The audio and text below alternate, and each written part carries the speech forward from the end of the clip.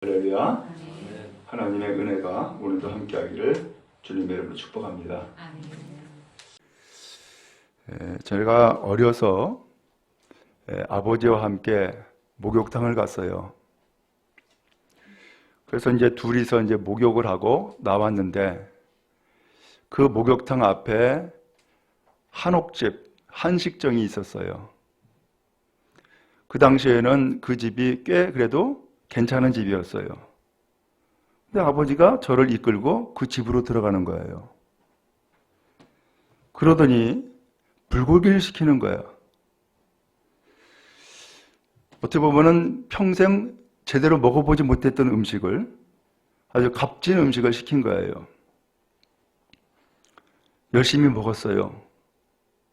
근데 아버지는 별로 안 드시더라고. 나중에 생각해 보니까, 그게 뭔지를 이해를 하겠더라고요. 그날 불고기 먹고 와가지고선 집에서 혼났어요. 그 돈이면은 콩나물이 몇 근인데, 그러면서 집에서 혼났어요. 아버지도 어머니한테 무안당하고. 근데 돌이켜 생각해 보니까는 왜 그랬을까 생각해 봤더니, 목욕을 시켰잖아요. 아마 그 당시에 제가 좀 비실비실했나 봐. 그러니까 아버지가 저 고기 좀 먹여야겠다 싶어가지고서 없는 돈 그냥 탈탈 털어가지고서 그 비싼 불고기를 저에게 먹게 해준 거예요. 지금도 그 불고기를 보면은 누구 생각나겠어요? 그 어린 시절에 아버지가 생각이 나는 거야. 그 고기는 아버지의 사랑이었구나 라고 하는 마음을 지금도 느끼는 거예요.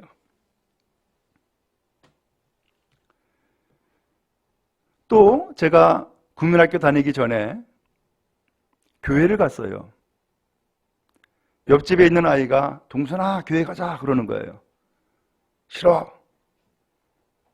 교회 가면은 떡도 줘 그러는 거예요.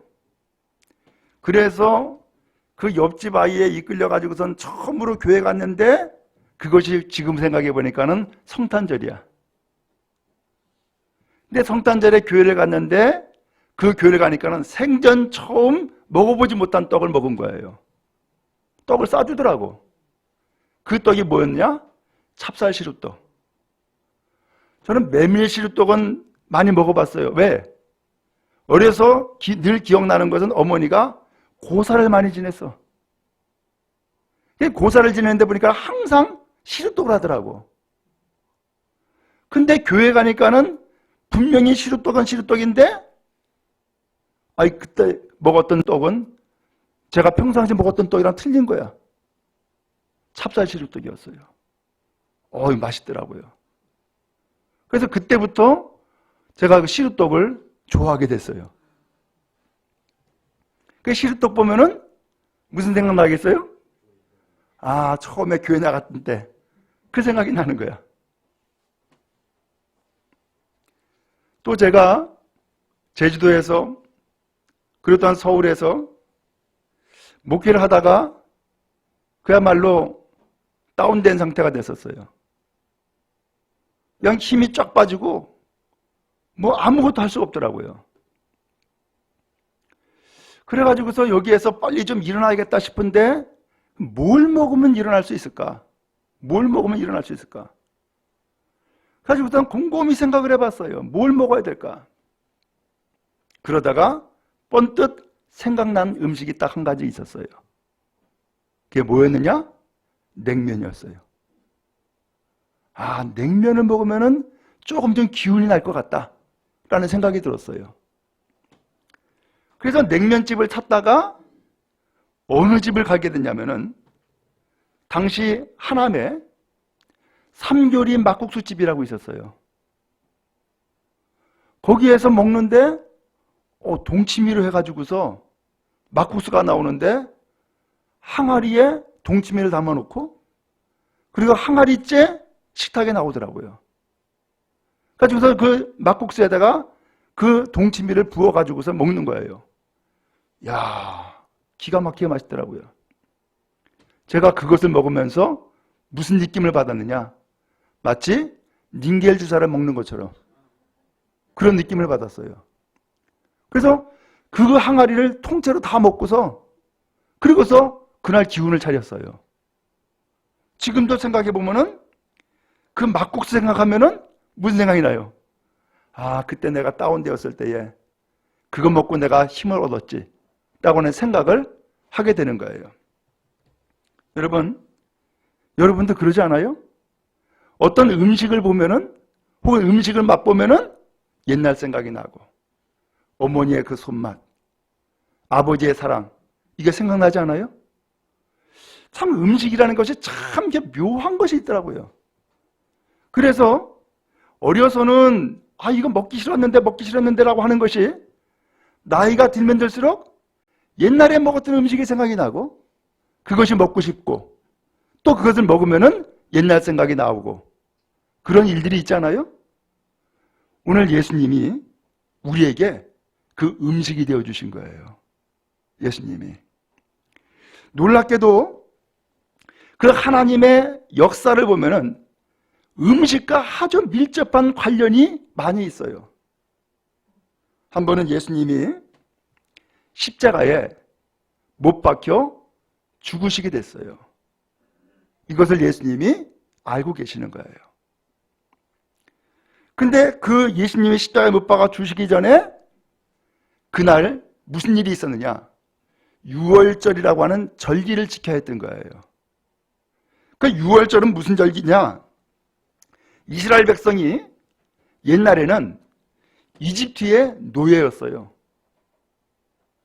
근데 이집트의 노예로 400년 넘게 오랫동안 생활을 했는데 이 이스라엘 백성이 도저히 그렇게 못 살겠는 거예요. 그래서 하나님 앞에 하소연을 했어요. 하나님, 이렇게 못 살겠습니다. 아무리 뼈 빠지게 일을 해도 거기에 내 소득은 없고 아무리 내가 자식을 낳고 해도 그 자식도 역시 노예고 이렇게 못 살겠습니다. 우리는 희망이 없습니다. 그러니까 여기에서 벗어나게 해주세요 하고서 하나님 앞에 부르짖고 하소연한 거예요. 하나님이 들으셨어요. 그래서 모세라고 하는 사람을 하나님이 택해가지고 이스라엘 백성을 그 이집트에서 구출시키는 지도자로 세워준 거예요. 그렇지만 그 지도자 한 사람으로 이스라엘 백성들 수백만 명을 구원할 수가 있나요? 그러니까 하나님이 직접 역사를 하시는데 그 이집트에 10가지 재앙을 내리게 된 거예요. 그래서 그 재앙의 마지막 10번째가 무슨 재앙이었냐면은 첫 번째로 태어난 것은 다 죽는 거예요. 짐승이든지 사람이든지. 경고를 했어요. 이 백성들이 하나님의 선택받은 백성이야. 이 백성들을 내보내서 하나님을 예배하도록 하지 않냐면은 첫 번째로 태어난 것은 다 죽는다 라고 경고를 했어요. 근데 그 이집트에 이스라엘 백성도 살고 있잖아요. 그 이스라엘 백성은 살려야 되잖아요. 그래서 하나님이 이스라엘 백성들에게 사는 방법을 알려준 거예요. 그게 뭐냐? 집집마다 양을 잡아라. 그래서 이 양을 잡아가지고서 그 피를 문설주와 임방에다가 피를 발라라. 그러면 이집트에 죽음의 재앙이 들어갈 때에 피를 바른 그 집은 죽음의 재앙이 들어가지 아니하고 지나갈 거다 라고 알려준 거예요. 그래서 하나님의 백성들, 이스라엘 백성들이 하나님 그 말씀을 듣고서는 양을 잡았어요. 그리고 피를 문설주와 임방에다 바른 거예요. 드디어 죽음의 재앙이 닥치기 시작을 했어요. 애굽의 집집마다 곡소리가 나고 아우성이 나고 난리가 났어요. 이스라엘 백성들 긴장했죠. 저 죽음의 재앙이 과연 우리를 그냥 지나칠까? 근데 정말로 이 이스라엘 백성들 주변에 그 애굽 사람들은 곡소리들이 막 나는데 이스라엘 백성들의 그 집에는, 피를 바르는 그 집에는 죽음의 재앙이 들어오질 않는 거예요. 그날 이스라엘 백성은 잡았던 그 양고기를 먹었어요. 그리고 누룩을 넣지 않은 떡을 먹었어요. 그리고 쓴나물을 먹었어요. 그리고서 이스라엘 백성이 그 애굽 땅에서, 이집트 땅에서 구출을 받은 거예요. 놀라운 일이죠. 아니 어떻게 이 이집트에 죽음의 재앙이 들어오나? 이유는 뭐예요? 이스라엘 백성들, 하나님의 택한 백성들을 구출시키기 위해서. 어떻게 양을 피를 바르면은 죽음의 재앙에 들어가지 않나? 이것은 하나님의 구출하는 방법이었어요.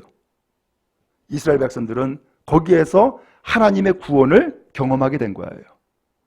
그래서 이 구원의 경험을 매년마다 잊지 말고 꼭 기억해라 해가지고서 지키는 절기가 바로 유월절, 죽음의 재앙이 넘어갔다 해가지고서 유월절을 지키게 된 거예요.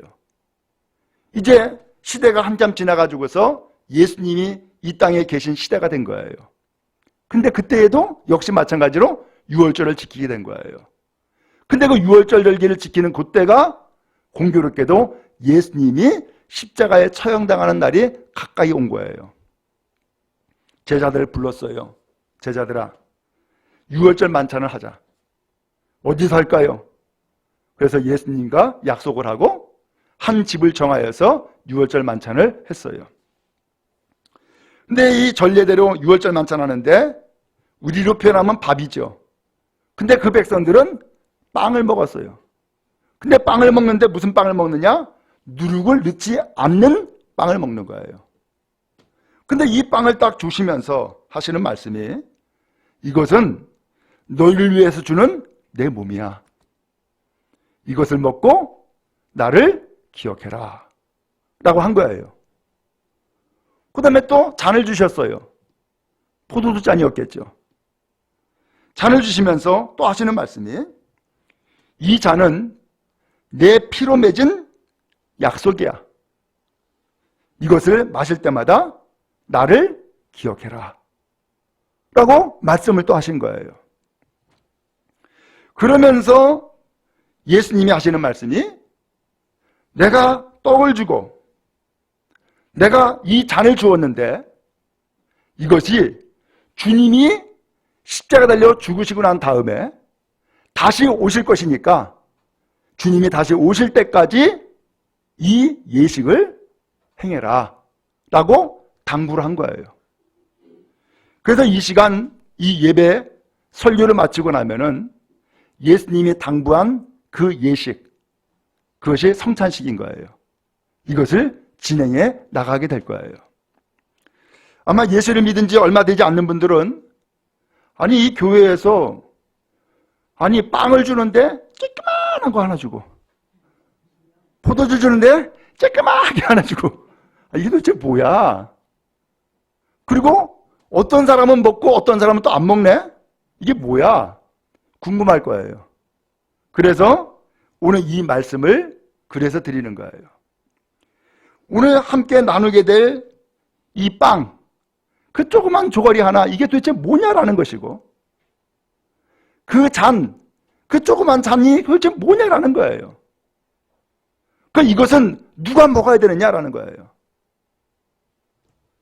오늘 여러분 어쩌면은 그동안에 교회를 다니고 신앙생활을 했음에도 불구하고 그 의미를 잘 알지 못하고 먹고 마신 사람도 있을 수 있어요.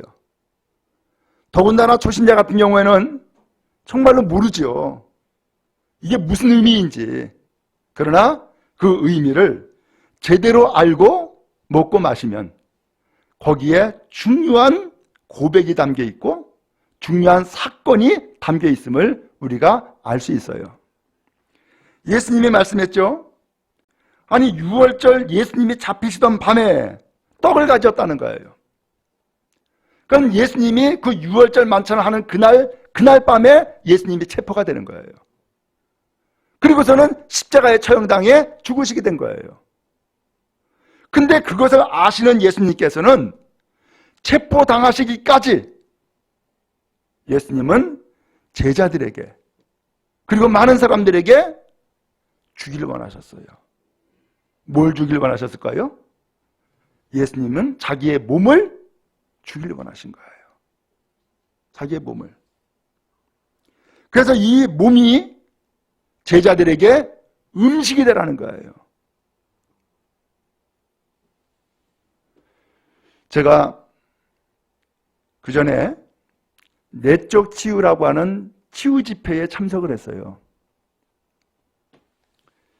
그래서 치유 집회에 참석을 하고 다음날 일찍 일어나가지고서 아침 식사를 하게 되는데 신기한 것을 경험한 거예요. 거기에 밥과 반찬들이 쭉 놓여져 있어요. 근데 그 밥과 반찬들이 쭉 놓여져 있는데 그것을 먹으면서 보니까 전부 다 생명이야. 나물 하나도 생명이고 생선 하나도 생명이고 고기 하나도 생명이고 밥도 생명이고 근데 그 생명이 다 죽어가지고 나한테 음식이 된 거예요. 그걸 보면서 나를 살리기 위해서 나에게 생명을 주기 위해서 이 생명들이 나에게 음식이 됐네. 놀라운 일이구나. 나를 살리기 위해서 이 생명들이 죽어가지고서 내 음식이 돼가지고 내 입에 들어가네. 나는 이 생명을 먹고 내가 사는 거네. 라고 하는 것을 경험하게 된 거예요. 그날 아침 그 음식, 밥을 먹으면서 어떻게 먹었을까요? 감사요, 감사. 밥투정이 어디 있어? 무슨 반찬투정이 어디 있어? 다 감사요. 놀라운 것을 경험한 거예요. 놀라운 것을. 여러분, 그래요. 여러분 다 밥 먹고 살죠? 근데 그 밥이 어디서 나온 거예요? 나를 살리기 위한 생명체들이라니까. 그래서 나는 그 생명을 먹고 내가 사는 거예요. 생명을 먹고. 예수님이 이 세상에 오신 것은요, 나를 살리기 위해서 오신 거예요. 나를 살리기 위해서. 그래서 예수님이 태어나면서부터 죽으실 때까지 계속해서 나를 살리기 위해서 많은 일들을 하셨어요. 병도 고쳐줬고요. 하나님 나라의 말씀도 전해주었고요. 기적도 베풀었고요. 그리고 심지어는 죽은 자도 살리셨고요. 그런데 그 많은 일들을 하셨지만 최고의 일은 마지막에 예수님이 나를 살리기 위해서 생명을 주신 거예요. 그래서 이 생명을 주시는데 제자들이 잘 모르잖아요. 의미를 모르잖아요. 그러니까 그 유월절 만찬을 하면서 유월절 만찬에 빵 먹고 포도주 마시고 했는데 그 빵을 주면서 이것은 그냥 빵이 아니야. 이것은 내 몸이야. 내 몸이야. 나는 너희들에게 빵 주는 게 아니라 내 몸 주는 거야, 내 몸. 이거 먹고 나를 기억해라. 라고 하신 거예요. 또 포도주 주시면서 하시는 말씀이 이건 포도주가 아니야. 이건 내 피야. 내 피야. 나는 너희들에게 내 피를 주는 거야. 이거 먹고 다 기억해라 라고 하는 거예요. 다 기억해라. 나는 이 세상에 와가지고서 내 살 다 주려고 온 거고 내 피 다 주려고 온 거야. 그러니까 이거 먹고 너희들은 살아야 돼. 이거 먹고 너희들은 영생어 돼야 돼. 이거 먹고 너희들은 구원받아야 돼. 라고 하는 거예요. 그래서 오늘 성경에서 나를 기념하라, 기념하라는 말씀을 했는데 기념하라고 하는 것은 기억해라는 뜻이에요. 기억해라, 기억해라. 그래서 처음에 말씀드린 것처럼 불고기 보면은 누구 생각나요? 제 아버지 생각난다니까? 시루떡 보면 누구 생각나요? 처음에 교회 갔을 때 성탄절 생각이 나는 거야. 막국수 먹으면 무슨 생각나요? 아, 내가 그때 그릇기가 돼가지고서는 일어날 수 없는 그런 상황에 빠졌는데 이거 먹고 내가 살아났어. 다시금 회복시켰던 그 때가 생각이 나는 거예요. 오늘 여러분, 그래서 예수님께서 우리에게 이 성탄식을 주님이 오실 때까지 계속 하라는 거예요. 그러면 오늘 우리가 이 시간 빵 한 조각 먹는 것은 빵 먹는 게 아니에요. 뭘 먹는 거예요? 예수님 먹는 거예요. 예수님. 포도주 먹는 것은 포도주가 아니야. 뭘 먹는 거예요? 예수님 피 먹는 거예요. 피.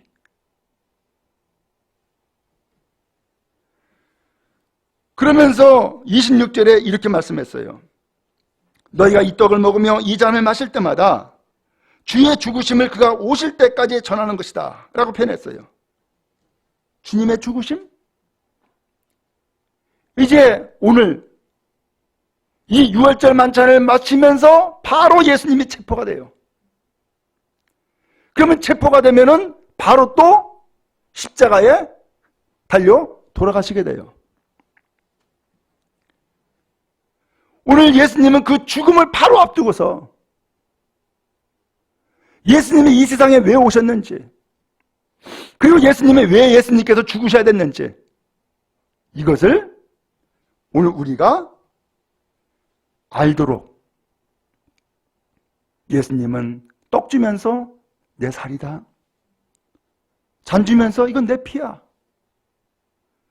그러면서 주님이 죽으심을 그분이 다시 오실 때까지 선포하라고, 전하라고 우리에게 말씀해 주신 거예요. 오늘 주님의 죽으심은 당시 정치적으로, 사회적으로 보면은 그야말로 정치범이 돼가지고서 사용당한 거예요. 그러나 그것은 세상에서 하는 이야기고, 예수님은 이미 오늘 우리의 모든 죄를 다 짊어지시고 죄값을 치르시기 위해서 죽으실 것을 하나님께서 계획하시고 이미 이 세상에 오신 거예요. 그러면 예수님의 죽으심은 하나님의 뜻의 완성이에요. 우리를 구원하시기 위한 것이고 우리의 생명 주시기 위한 것이기 때문에. 그러므로 이 시간 우리는 이 성찬, 이 떡을 먹고 잔을 마시면서 무엇을 기억해야 될까요? 주님의 죽으심을 기억하라는 거예요. 왜 죽으셨는가? 왜 죽으셨어요? 내 죄 때문에. 나에게 생명 주시기 위해서, 나를 구원하시기 위해서 예수님이 죽으셨다는 사실을 기억하라는 거예요. 그러면서 27절에 말씀했어요. 그러므로 누구든지 주의 떡이나 잔을 합당하지 않게 먹고 마시는 자는 주의 몸과 피에 대해서 죄를 짓는 것이다 라고 표현했어요. 주의 떡이나 주의 잔을 합당하지 않게 먹는다? 합당하지 않게 먹는 게 뭐예요? 아무런 의미 없이, 믿음의 고백이 없이, 그리고서는 그냥 에이, 빵 한 조각 먹네, 잔 쬐끔 먹네, 이렇게 먹으면 안 된다는 거예요. 의미를 가지고, 올바른 마음을 가지고, 그리고 이 떡이 무엇인가 그 의미를 알고, 이 잔이 무엇인가 그 의미를 알고 먹을 때에 그것이 합당하게 이 성찬을 먹는 것이다라고 알려주고 계신 거예요. 그러면서 28절에 또 말씀했어요. 사람이 자기를 살피고 그 후에야 이 떡을 먹고 이 잔을 마셔야 된다는 거예요. 자기를 살펴라? 그러면 자기를 살피고 난 다음에 이 성찬을 먹으라는 얘기인데, 자기를 살핀다는 게 뭐예요? 아, 내가 죄인이었네요. 내가 죄인이에요. 라고 하는 것을 고백하는 거예요. 예수님은 내 죄를 대신 다 짊어지셨고, 내가 이 죄에서 벗어나고 구원받도록 하기 위해서 십자가에 죽으셨습니다. 라고 하는 것을 깨닫고 고백하고, 그리고 이 시간 나는 예수님께서 나를 살리기 위해서 그 살을 찢으시고 나를 구원하시기 위해서 그 피를 흘리신 것을 내가 받아들이겠습니다. 내가 믿겠습니다. 라고 하는 고백을 가지고 이 떡을 먹고 이 잔을 마시라는 거예요. 그래야만 합당한 성찬이 된다는 거예요.